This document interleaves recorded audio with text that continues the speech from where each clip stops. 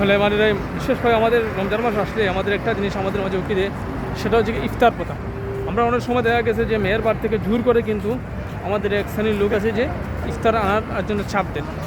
ওনার কিন্তু সামর্থ্য আছে কি সামর্থ্য নেই সেটা তো দেখতে হবে। আসলে কথা আমাদের ইসলামে এরকম কোনো নির্দেশনা নেই যে মেয়ের বাড়ি থেকে যে ইফতার দিতে হবে। আমরা দেখতে পাই বিভিন্ন সময় দেখা যায় ইফতারের জন্য কিন্তু অনেক নির্যাতনের শিকার হয়েছে, নিপীড়িতের শিকার হয়েছে। আসলে এই জিনিসটিকে আমাদেরকে পরিত্রাণ হতে হবে, কারণ বর্তমান বাজারে যে জিনিসপত্রের যে দাম, সেই দামে একজন পিতা খুব কষ্টদায়ক হয়ে যায় যে একটা ইফতার দেওয়া।